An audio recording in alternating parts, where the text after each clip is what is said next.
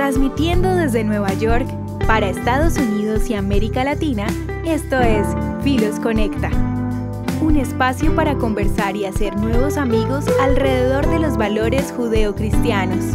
Aquí podrás conocer lo que la Biblia enseña acerca del pueblo de Israel. Recibamos al director de Filos Latino, Jesse Rojo. Saludos amigos de Filos Latino y gracias por sintonizar a Filos Conecta, la programación radial y digital de Filos Project. Hermanos y hermanas, estamos empezando una serie, digamos un estudio bíblico sobre algunos conceptos en la Biblia importante con referencia a Israel, con referencia a Jerusalén, en particular este símbolo muy fuerte que existe en toda la Biblia con respecto a Sión. Sión hoy en día se asocia mucho con términos tal vez más políticos como el sionismo, y para muchas personas no hay claridad a lo que se refiere o cómo se define la palabra sionismo. Y antes de hablar sobre los elementos políticos modernos, es importante resaltar el trasfondo bíblico, inclusive hasta etimológico, porque no hay concepto de sionismo sin el concepto bíblico del Sión, de lo que representa el Sión en la Biblia. Claro está, Sión era un lugar físico, un lugar con una localidad, pero a la misma vez era un simbolismo de esperanza. Y cada vez donde sea que el pueblo judío, por ejemplo, estuviera dispersado o en el exilio, siempre miraban hacia Sión y dirigían su sinagoga hacia Jerusalén, porque ese es un lugar que en la Biblia se ha evolucionado a ser un lugar físico, una sede central, ¿verdad?, del gobierno de David. Es la primera vez que se menciona, inclusive en Segunda de Samuel, si no me equivoco, cuando David termina conquistando estos territorios para establecer la capital de Israel. Y desde ahí gobernó David, ¿verdad? Desde Jerusalén. Cuando vamos a Israel, visitamos la ciudad de David. En el corazón de la ciudad de Jerusalén era donde él vivía, donde él gobernaba. Vamos entonces, antes de apreciar lo que es el concepto bíblico, empezar con el aspecto etimológico y cuántas veces aparece la palabra Sión en la Biblia. Bueno, aproximadamente unas 152 veces en el Antiguo Testamento, y aparece en su mayoría en los libros de los profetas, unas 92 veces se menciona, en los libros poéticos unas 53 veces.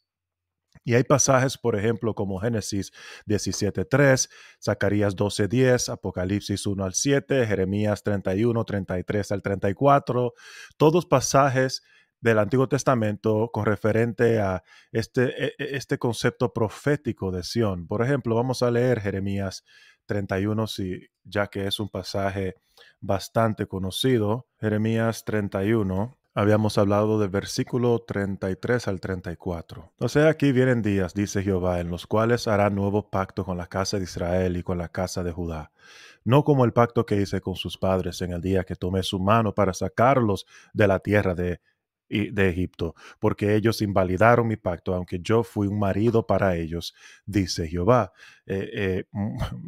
Cada vez que veo palabras como esta, tengo la tentación de una vez elaborar sobre esto, porque es maravilloso la palabra que se utiliza aquí en Jeremías cuando se refiere al pacto que fue invalidado por la primera generación de los israelitas, porque ellos invalidaron mi pacto, dice Jehová, aunque fui yo un marido para ellos. Es decir, que Dios no dejó su compromiso, su matrimonio con esta nación. Continuamos, 33, pero este es el pacto que haré en la casa de Israel después de aquellos días, dice Jehová. Daré mi ley en su mente, escribiré su corazón, yo seré ellos Dios y ellos serán por mi pueblo.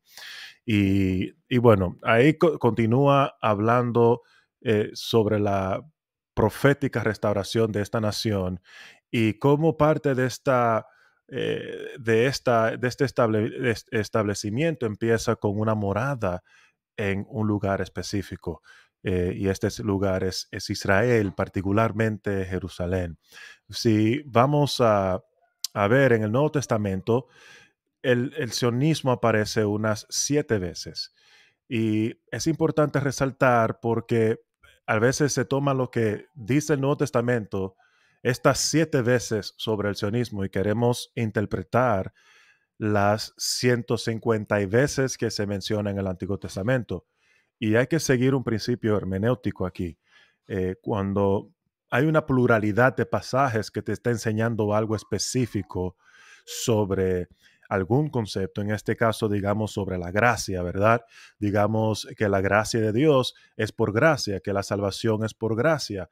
Y eso lo podemos leer en Efesios, ¿verdad? Capítulo 2, versículo 8 y 9. Y uno entiende que toda la Biblia habla sobre la gracia, que la gracia es gratuitamente y viene de Dios. Sin embargo, algunos pueden tomar otros pasajes que hablen sobre cómo la fe sin obras, ¿verdad?, es muerta y querer promover un tipo de salvación en base a obras. Pero sabemos que cuando escuchamos esto no puede ser bíblico ese concepto. No puede ser que la salvación se gane por medio de las obras. Tenemos una pluralidad de testigos en la Biblia que nos dice lo que es la salvación y cómo viene del Señor, cómo es iniciado por el Señor. Y por último, solamente nos corresponde a nosotros recibirla. No podemos ganárnosla, sino recibir el regalo de Dios, porque por gracia sois salvos. Y eso no es de nosotros, no es de vosotros, porque para que no podamos justificarnos en base a las obras.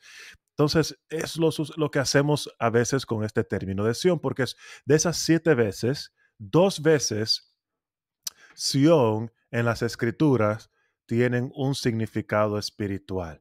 Y yo quiero que ustedes vean esto conmigo en, por ejemplo, Apocalipsis 14, versículo 1. Apocalipsis 14, versículo 1. Dice, después miré, y aquí el Cordero estaba en pie sobre el monte Sión, o monte de Sión, y con él 144,000 que tenían el nombre de él y el de su padre escrito en la frente. Y es un pasaje que depende a quién se le pregunte, podemos interpretar de manera literal o de manera figurativa. En la gran mayoría interpretamos estos 144,000 como los que serán elegidos durante la gran tribulación, ¿verdad? Y un evento literal que tomará lugar en los últimos tiempos. Pero para algunos puede sonar como algo más espiritual, porque hay algunos que ven los eventos del Apocalipsis como eventos que han sucedido ya en el pasado y toman este pasaje como evidencia de que el Sión, el monte Sión, es un lugar espiritual. Pero vamos a abordar un poco más sobre esto, pero le voy a enseñar otro pasaje, Hebreos. Hebreos es uno más popular aún todavía, Hebreos capítulo 12, versículo 22. Y creo que ustedes vean por sí solo lo que dicen las escrituras y luego yo lo voy a compartir lo que yo veo en las escrituras también con respecto a Sión. Y ustedes me dirán si estoy bien o estoy mal. Estamos bien, podemos estar en desacuerdo sobre algunos de estos temas. Especialmente en la escatología deberíamos de tener gracia el uno con el otro. Y aquí vemos en Hebreos capítulo 12, versículo 22. Sino que aquí está, vamos a ver, y vamos a empezar en el versículo eh, 20, porque no podían soportar lo que se ordenaba, sino si aún una bestia tocare el monte, será apedreada o pasada con dardo. Y tan terrible era lo que se veía que Moisés dijo, estoy espantado y temblando, sino que os habéis acercado al monte Sión. Aquí, por ejemplo, para un contexto, está haciendo una comparación del monte de Sinaí, ¿verdad? Y el monte Sión. Y el monte de Sinaí es un lugar físico y se representa en cierto aspecto la ley. En este caso, fue en el monte de Sinaí que los 10 mandamientos fueron revelados. Pero aquí el autor de Hebreos está haciendo un paralelo con el monte Sión. y para algunos esto es un lugar espiritual, porque dice, si que os habéis acercado al monte de Sión, a la ciudad del Dios vivo, Jerusalén la celestial, a la compañía de muchos millares de ángeles. Entonces, se toman estos pasajes para justificar algo más espiritual y quitarle significado a al monte de Sión literal, físico. Pero es importante resaltar que para uno tomar dos o tres pasajes, uno tiene que interpretarlo a la luz de lo que dice la demás Biblia, ¿verdad? Lo que dice el contexto bíblico en su totalidad. Porque en otras palabras, se puede interpretar de una forma platónica, donde la filosofía platónica proponía que todo lo físico, ¿verdad? Estoy resumiendo, todo lo físico es malo y todo lo espiritual es bueno. Y por eso, por ende, en el cuerpo físico no importa para Dios, la carne no importa para Dios, pero sí lo espiritual, sí lo interior, lo inmaterial. Y lo que puede terminar en una manifestación cristiana es que en un contexto cristiano solamente se considera un verdadero cristiano el que practica el ejercicio espiritual del interior, digamos, lee su Biblia, ¿verdad? Da su diezmo. Y esas son cosas buenas, por cierto. Esas son cosas que podemos decir que es una señal de un verdadero cristiano, pero solo esas cosas, si solamente hacemos esas cosas y no demostramos el amor al prójimo, por ejemplo, que se requiere de manifestar de una manera física, ¿verdad? Con un gesto de amor, con un gesto de bondad hacia una persona tal vez que tenga menos que nosotros en financiamiento o tenga más pobreza por ciertas circunstancias que esté viviendo en su vida, Dios te ha dado cierta capacidad para ayudar a otros. Y Cristo dice que cuando ayudamos a otros, lo estamos representando a Él. Estamos expandiendo de una manera espiritual el reino de Dios. Entonces no podemos menospreciar y por ende acabamos de citar lo que dijo Santiago en su epístola, que la fe sin obras es muerta. Pues las obras son importantes para Dios. No nos salvan, pero sí nos da una indicación que verdaderamente estás experimentando un corazón cambiado, que eres una nueva criatura, ¿verdad? Si robabas, la Biblia dice no robes. Si mentías, no mientes, ¿verdad? Y esas son cosas muy fundamental para el crecimiento del cristiano. Vamos a ver entonces qué dice la Biblia sobre Sión. ¿Es solamente una realidad espiritual o una realidad terrenal, importante, significativa para Dios? Am, Dos cosas podemos en primer lugar eh, ver lo que dice el canon. Yo le quiero compartir una cita por uno de los pensadores que yo más admiro en este tema del tema de Israel, donde él dice, la búsqueda de Abraham de una ciudad celestial debe entenderse como su búsqueda de una tierra celestial en lugar de una terrenal, sino de una ciudad que vendrá del cielo a la tierra prometida. ¿Y por qué dice esto? Bueno, muy fácil por lo que dice Apocalipsis. Pero yo quiero antes de llegar allá, llegar a Zacarías capítulo 8, porque aquí nos da unas palabras proféticas del presente, del tiempo de Zacarías y del futuro. Y cuando llegamos a este lugar del mundo de Zacarías, estamos ya después de un exilio que el pueblo de Israel había vivido por 70 años en Babilonia y han regresado ahora poco a poco a Israel para ayudar a reconstruir esta nación. Y Zacarías comparte unas palabras proféticas que vinieron, por cierto, de parte de Dios. Y es muy interesante la estructura cuando uno empieza a ver la estructura de todo el pasaje, de cómo Dios Zacarías. Por ejemplo, en Zacarías vemos que hay tres audiencias principales. Zacarías capítulo 8, hay tres audiencias principales. En primer lugar está Jerusalén como tierra y específicamente Sión. Dios comparte unas palabras directamente a la tierra de Sión y Él tiene unas palabras contundentes para decir hacia ese lugar geográfico. Luego Dios se dirige al pueblo de Israel, específicamente a la casa de Judá, la casa de Israel. Y cuando Él le comparte ciertas palabras con respecto a su futura restauración y completa unidad entre ambas casas, luego Dios se dirige a las naciones, a muchos pueblos y a fuertes naciones que vienen a Israel para buscar el favor de Dios.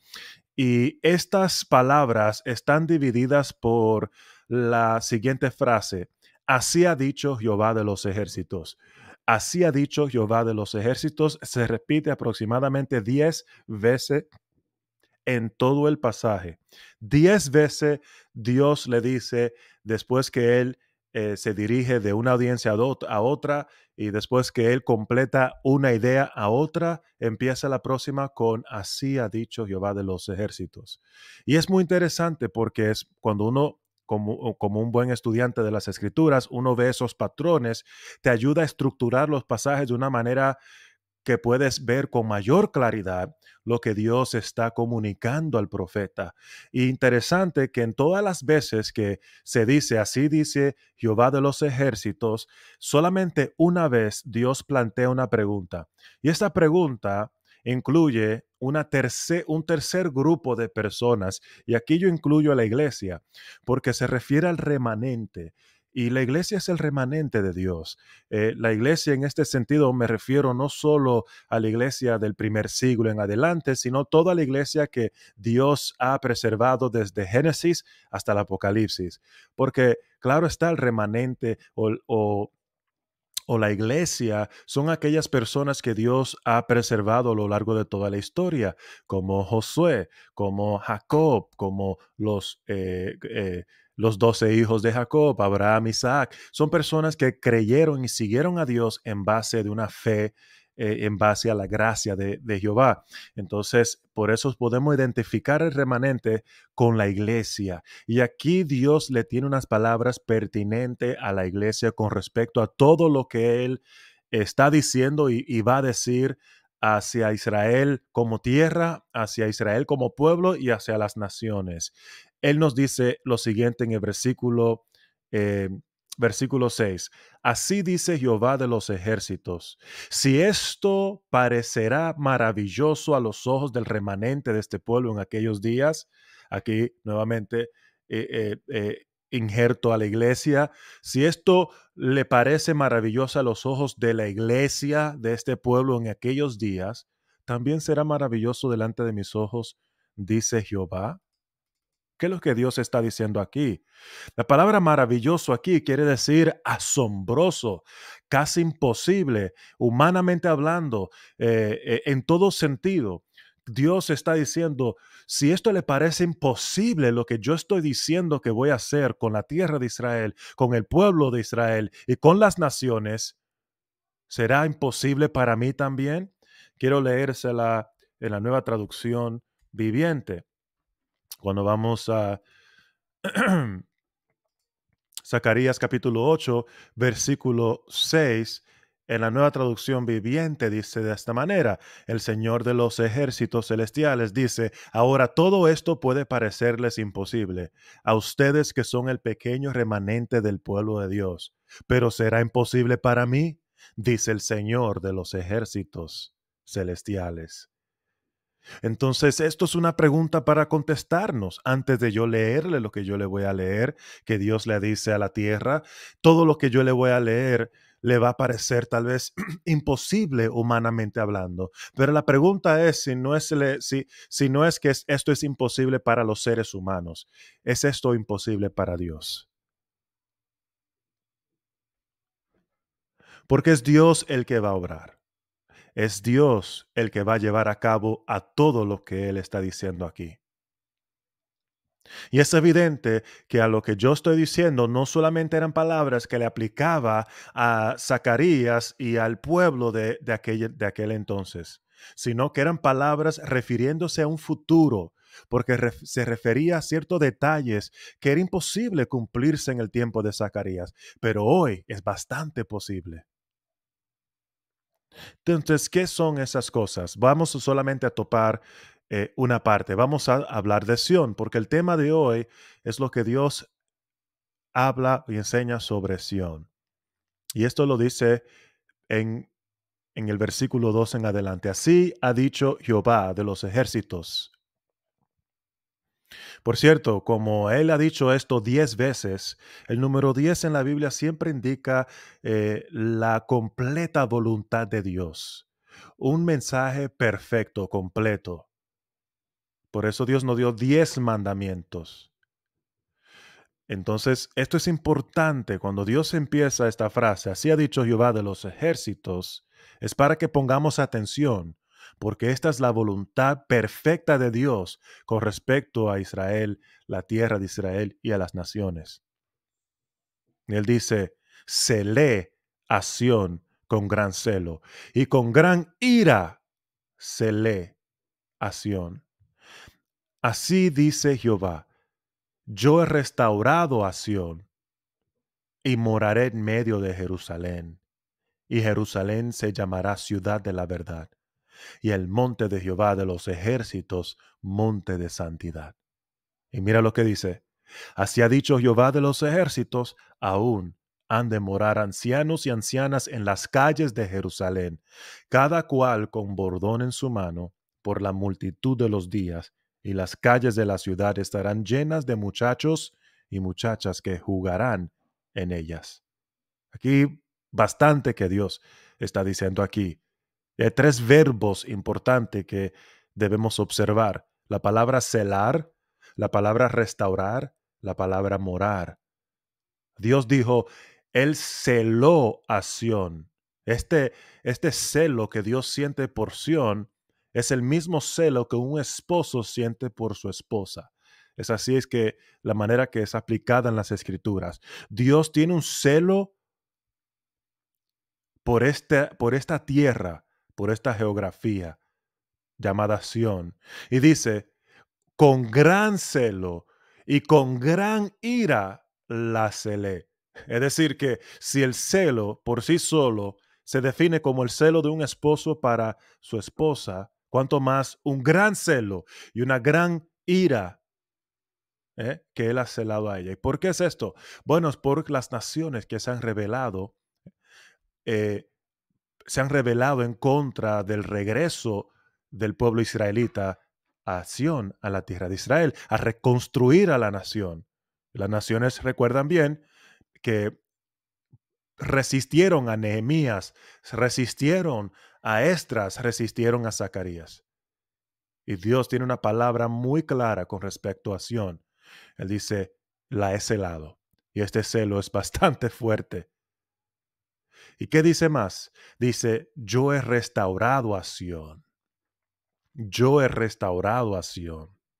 Y es importante, cada vez que Dios se dirige a uno de estos grupos, Él habla de primera persona como Él ha llevado a cabo algo. En este caso, Él dice, yo he restaurado a Sión. En el segundo caso, dice, yo salvo a mi pueblo. En el tercer caso, Él dice, yo también iré. Nuevamente, esto le parece imposible a ustedes, pero ¿será imposible para Dios? Él dice, yo he restaurado a Sión. Esta palabra restaurado significa restaurar a la condición que una vez existió, en la condición de antes, ¿verdad? Esta condición era la condición de una nación viva, una nación pueblada por su pueblo, una nación que mira lo que dice en versículo 4, aún han de morar ancianos y ancianas en las calles de Jerusalén, cada cual con bordón en su mano por la multitud de los días, y las calles de la ciudad estarán llenas de muchachos y muchachas que jugarán en ellas. Esa es la foto de la restauración. Los niños y los ancianos corriendo por las calles de Sión. Y esto, mis hermanos, lo hemos visto en nuestro tiempo. Lo podemos ver en el día de hoy. Viajas a Jerusalén y caminas por las calles, los cuarteles. Hay cuarteles musulmán, cristianos y un cuartel judío en el mismo corazón de la ciudad de Jerusalén, cerca una pequeña caminata a la ciudad vieja. Y pueden ver cómo ese palacio está lleno de ancianos y niños corriendo en las calles. Eso dijo Dios que él hizo. Yo he restaurado a Sión. Yo he restaurado a Sión. Podemos hablar de cómo los hechos humanos tomaron lugar en la historia. Todo eso es importante, pero siempre debemos de buscar la forma de verlo del punto de vista espiritual, bíblico, del punto de vista de Dios. Dios es el que orquesta la historia. Él lleva a cabo la dirección de la historia hacia su cumplimiento final. Y aquí Dios dice que Él ha restaurado a Jerusalén y la ha restaurado firme. Y quiero decir otra palabra, morar. Y él dice, y dice, moraré en medio de Jerusalén. Esa palabra morar es muy interesante. Es una palabra que quiere decir habitar, ¿verdad? Pero no es en el mismo sentido de crear una casa, un asentamiento. Aquí, por ejemplo, a menudo se aplica esta palabra de morar a Dios, a la presencia de Dios. Y en el libro de Éxodo, es interesante este detalle, mis hermanos, en el libro de Éxodo, y con esto terminamos, en el libro de Éxodo, esa palabra solamente se le aplica a Dios, morar, como reposar, como habitar. Y mira lo que Dios dice, cada vez aplica a Dios literalmente habitando con su pueblo. En la primera instancia es Éxodo 24:16, cuando la gloria de Jehová reposó, ahí está la palabra morar, reposó sobre el monte Sinaí. Eso era la presencia de Dios era manifestada y demostrada por los relámpagos y por los truenos que descendieron con la presencia de Dios. No era una manifestación inmaterial, era una que se podía sentir. La tierra temblaba, el fuego quemaba la cima de esa montaña. Es decir, que cuando Dios mora, la presencia de Él se va a sentir. Y vamos a terminar ahí porque se nos está yendo el tiempo. Pero quiero abordar más sobre cómo Dios habla sobre este lugar y vamos a ver cómo se aplica en la persona de Cristo en la próxima vez y cómo se aplica en el nuevo milenio. Porque este cumplimiento sucede en dos partes y vamos a enseñar en la próxima vez cómo se hace. Así que por ahora le quiero animar a que siga con nosotros, que se suscriban a nuestro canal. Si no lo ha hecho ahora, estamos en nuestras diferentes plataformas como Spotify, Instagram, en Facebook y por supuesto aquí siempre con nuestros amigos en Radiovisión Cristiana.